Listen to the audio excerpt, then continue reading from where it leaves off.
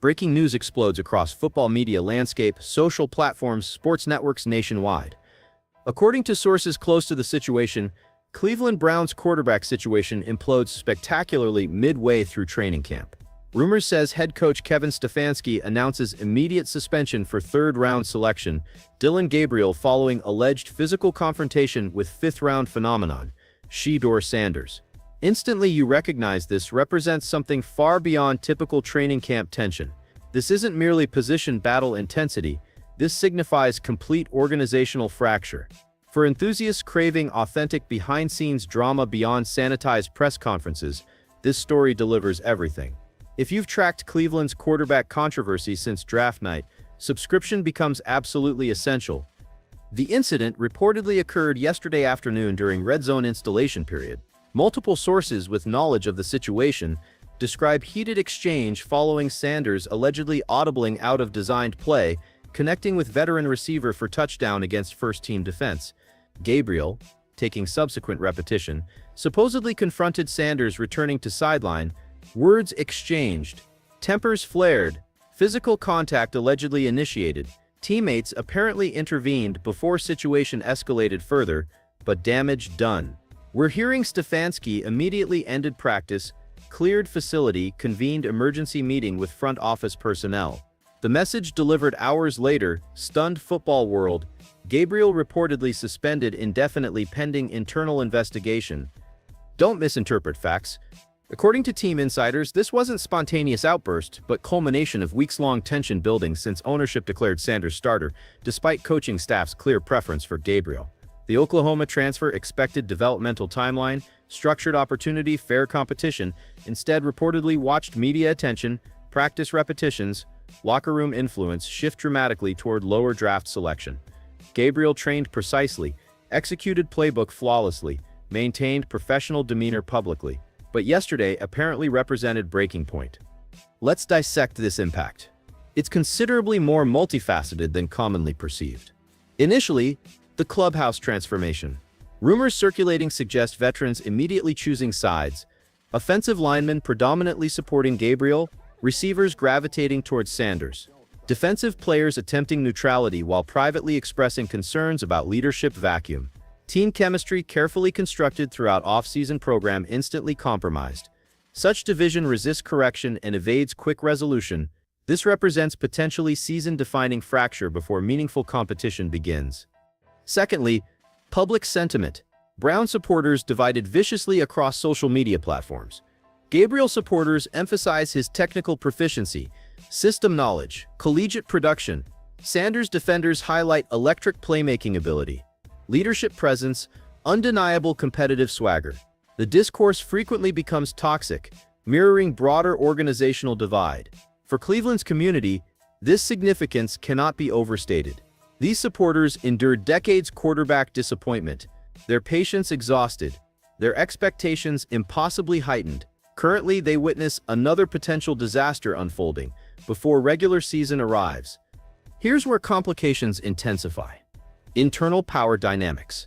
Sources claim owner Jimmy Haslam reportedly furious regarding incident, blaming coaching staff for inadequate conflict management.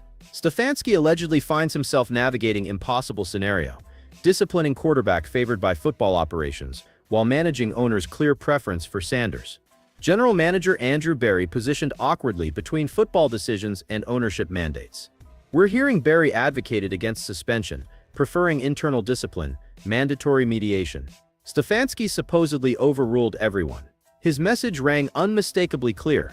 Team discipline supersedes draft position. Ownership preference, media narrative. This represents authority assertion amid organizational chaos. This transcends quarterback competition individually. This represents Cleveland Browns' culture-defining moment. People familiar with the situation suggest Stefanski exhausted watching carefully constructed program foundation eroded by external influences.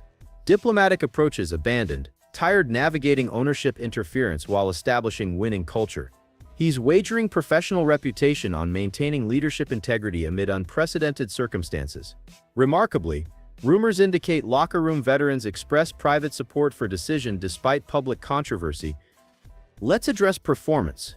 because drama becomes meaningless without athletic capability context. Both quarterbacks reportedly demonstrate exceptional skill levels throughout training camp.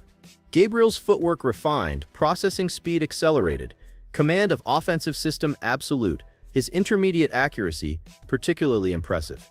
Perhaps most crucially, his rapport with offensive coordinator evident through seamless communication. This isn't superficial competence, but substantial quality professional quarterbacking. Sanders similarly impresses despite system learning curve. His arm talent undeniable, ball placement frequently spectacular, creating explosive plays against starting defense, while occasionally struggling with protection adjustments. His improvisation compensates impressively. The coaching staff, initially resistant, allegedly acknowledges transformation. They'll never verbally express preferences, but communication reveals growing appreciation. Both players legitimately NFL-caliber talents, making suspension implications even more significant. Beyond mere competition and confrontation, examining personalities reveals deeper dynamics. Gabriel represents methodical approach embodying traditional quarterback development path, four-year collegiate starter transferring strategically, maximizing eligibility, gradually refining capabilities. His football intellect transcends typical rookie comprehension. Defensive coordinators reportedly have difficulty disguising coverages against him. Gabriel consistently identifies rotations pre-snap, adjusting protections and targeting weaknesses. Veteran teammates express appreciation regarding his preparation, consistency, and communication style. Conversely, Sanders personifies new-era quarterback development. Son of legendary Deion Sanders, benefiting from lifetime football immersion, leveraging name recognition while simultaneously fighting perception battles. He arrives not merely as prospect but brand, complete with documentary crew, endorsement portfolios, and social media empire. Sources say his confidence occasionally interpreted as arrogance. His decisiveness sometimes viewed as stubbornness. Perhaps most impressive adaptability under spotlight pressure. While many talented prospects crumble facing intense scrutiny, Sanders exhibits remarkable composure, maintaining focus amid controversy, delivering exceptional practice performances despite surrounding chaos. This psychological fortitude separates media creation from genuine franchise cornerstone. Their physical attributes create fascinating contrast. Though not possessing Sanders' natural arm strength, Gabriel generates impressive velocity through exceptional mechanics, clean footwork, efficient weight transfer, textbook release points. His touch on intermediate throws particularly dazzles observers, perfectly calibrated trajectories, allowing receivers maximum catch radius while minimizing defender intervention opportunities. His mobility represents underrated asset, extending plays when necessary while maintaining downfield focus. Sanders' tools skew towards spectacular. His release quickness exceptional, generating remarkable velocity seemingly effortlessly. His deep passes absolute perfection, rainbow trajectories dropping precisely over defenders. His scrambling ability creates additional dimension, turning broken plays into highlights. These dual-threat capabilities force defensive coordinators toward impossible choices, commit resources toward pass rush, or maintain spy responsibilities. Most telling indicator, explosive play frequency. We're hearing teammates report Sanders creates more wow moments, while Gabriel delivers more consistent positive outcomes. Don't assume straightforward resolution henceforth. Pressure surrounding organization intensifies tremendously. Every practice faces microscopic examination. Each coach's comment scrutinized for hidden meaning. Every front office statement analyzed for political positioning. Such burdens accompany franchise dysfunction. Sanders wears these responsibilities like protective gear because his mission extends beyond winning starting position. He's determined to prove ownership correct despite organizational resistance. Every executive questioning him. Every analyst suggesting preferential treatment. Every coach whispering about proper development timelines. He remembers everything, utilizing it as motivation. Gabriel's supporters emphasize unfair circumstances. Third-round selection, presumably drafted as developmental starter, suddenly competing against unprecedented fifth-round media sensation. Despite executing coaching instructions perfectly, ownership preference apparently predetermined outcomes. The suspension potentially represents convenient solution, removing Gabriel temporarily while eliminating quarterback controversy permanently. Such conspiracy theories circulate extensively throughout league circles. Sources claim Gabriel's agent reportedly exploring options including trade request possibilities. This situation reshapes coaching authority dynamics league-wide. Suddenly, every organization examines decision-making hierarchy, communication protocols, conflict resolution strategies. Every coach privately questions how they'd manage similar circumstances. Every front office evaluates ownership boundaries. Stefanski's decision represents either masterful leadership reassertion or career-threatening overreaction. No middle ground exists. Don't overlook what electrifies this narrative: consequences. This isn't rebuilding experimentation, but competitive aspiration within division featuring Burrow-Jackson contending rosters. Browns constructed championship-caliber defense, acquired offensive weapons, created infrastructure supporting immediate success. Instead, organizational dysfunction threatens derailing everything before season begins. No pressure, right? The scenario unfolds: Browns scrambling desperately, veterans attempting leadership stabilization, coaching staff allegedly modifying practice structures, eliminating direct quarterback interaction. Only actual resolution remains distant. When team reconvenes tomorrow, everything transforms. Speculation continues. Gabriel absent, Sanders receiving additional repetitions, simply practice fields, and one individual carrying franchise expectations amid unprecedented controversy. Can organization recover? Preview alert. This represents merely initial explosion within ongoing saga.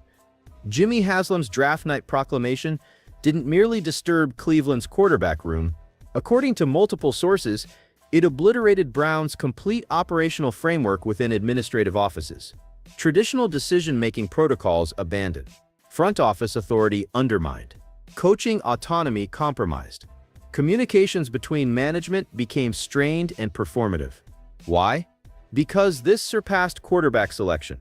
This represented comprehensive organizational realignment from football-focused decisions toward owner-mandated directives. Sanders remained unflinching amid organizational turmoil, arriving early, departing late, maintaining remarkable focus despite surrounding controversy. As though external noise remained non-existent, this youngster doesn't merely welcome challenges, he thrives amid them. Yet, this situation transcends quarterback considerations toward fundamental authority questions. Haslam's decisions exposed philosophical divisions silently fracturing beneath Browns for years. Football operations, autonomy versus ownership involvement. Stefanski embodies traditional football hierarchy. Coaches evaluate talent, determine playing time, establish consequences. Conversely, Haslam represents modern ownership approach, personally investing decisions, eliminating traditional boundaries. Shedeur still. Player perception. Veterans bouncing between teams. Understanding organizational dynamics, recognizing dysfunction indicators. They've witnessed everything yet remain unusually silent regarding current situation. Multiple linemen reportedly stated confidentially, "This makes everyone uncomfortable. Nobody knows who's actually making decisions." One defensive captain supposedly informed local journalists, "Both quarterbacks deserve better than this circus." Locker room stability provides invisible foundation behind successful seasons. Talent means nothing without organizational alignment that distinguishes perennial contenders from dysfunctional franchises. Cleveland currently embodying latter category. Beyond clubhouse walls, media machinery operates relentlessly. National analysts descending upon Cleveland, local reporters cultivating conflicting sources, former players offering uninformed opinions. Suddenly, every Browns practice attracts national attention. Twitter overflows with speculation. YouTube creators analyze body language. Reddit discussions dissect practice footage. An entire ecosystem now orbits Browns quarterback controversy. One inflammatory report generates million impressions overnight. This transcends sports story toward cultural moment. With heightened attention comes increased pressure. Many inside professional circles dislike what this situation represents beyond quarterback controversy. A traditional organization descending into reality show dynamics, undermining coaching authority, creating unsustainable precedent. League executives observe situation intensely, questioning Cleveland's ability navigating unprecedented circumstances while maintaining competitive relevance. Regarding external perspectives, consider Coach Prime's influence. Deion Sanders maintains public silence since alleged suspension announcement, yet his presence permeates situation, Previous commentary suggesting institutional bias against his son circulates again. Stories questioning whether Gabriel received preferential treatment during draft process enhance existing narratives. League executives observe this dynamic intensely, recognizing potential broader implications regarding draft evaluations, prospect development, and organizational authority. Examine potential resolutions. Scenario 1. Gabriel returns following brief suspension. Competition resumes under modified practice structure. Scenario 2. Gabriel requests trade. Browns acquire compensation while eliminating controversy. Scenario 3. Stefanski establishes unquestioned authority, overrules ownership preference despite potential career implications. None represent ideal outcomes. The ultimate question: can organization recover? Training camp concludes rapidly. Regular season approaches relentlessly. Defensive coordinators study Brown's situation, recognizing potential competitive advantage, anticipate divisional opponents targeting organizational vulnerability, applying additional pressure, exploiting apparent dysfunction. For attentive observers, Cleveland's situation represents cautionary tale regarding organizational alignment. Without clear decision-making hierarchies, without respected boundaries, without consistent messaging, talent becomes irrelevant amid dysfunction. Consider contractual implications. Deshaun Watson's guaranteed arrangement haunts financial ledgers. Gabriel's rookie contract represents valuable commodity potentially squandered through mismanagement. Sanders' immediate promotion creates unforeseen development concerns potentially hampering long-term ceiling. This transcends quarterback competition toward comprehensive organizational failure potentially affecting multiple seasons. League dynamics shift rapidly. Future Browns decisions face additional scrutiny. Front office credibility damaged. Coaching authority questioned. Players recognizing unstable foundation. Free agents potentially avoiding Cleveland despite financial incentives. The franchise spoken decisively through dysfunction. The city watches horrified. Professional football observes another Browns quarterback disaster unfolding predictably. The Shedeur Dillon Gabriel controversy transcends typical position battle toward professional football's most compelling organizational case study. Third-round selection reportedly suspended indefinitely. Fifth-round selection becoming default starter. Developmental competition becoming national headline. Team chemistry sacrificed before meaningful competition begins. That exemplifies institutional failure requiring comprehensive reevaluation throughout organization. Stay vigilant. This narrative beginning, not conclusion. The regular season approaches amid unprecedented circumstances. Make no mistake, Cleveland Browns have already damaged competitive possibilities through mismanagement transcending quarterback development toward complete organizational dysfunction. League-wide executives and coaches observe cautiously, grateful for avoiding similar circumstances while simultaneously evaluating their own protocols. This season supposedly featured Browns' resurgence, defensive dominance, offensive innovation, contention possibilities. Then suspension announcement shatters expectations before preseason conclusion. This isn't merely unusual, but potentially catastrophic. Realistically speaking, this transcends quarterbacking toward organizational identity. Professional football organizations require clear hierarchies, defined responsibilities, consistent messaging. Cleveland demonstrates opposite: ownership interference, coaching desperation, player conflict. The league watches another potentially talented roster sacrificed upon dysfunction altar. Browns desperately require stability, alignment, unified messaging. Finally, someone must establish organizational control before salvaging competitive possibilities. This forward vision requires painful decisions potentially alienating ownership. If descriptions sound dramatic, excellent. Winning demands more than talented rosters. Success requires organizational alignment, purpose, leadership understanding boundaries, respecting processes, establishing sustainable culture. Cleveland Browns currently represent cautionary example regarding consequences when these fundamentals collapse spectacularly. Will organization recover? Will professional football witness another wasted Cleveland season? The previous organization, facing comparable dysfunction, eventually fired everyone, reset completely, began another rebuild. Whether acknowledging parallels or ignoring warning signs, Cleveland's quarterback controversy represents something far beyond typical training camp competition. This embodies complete organizational failure requiring immediate intervention before season begins.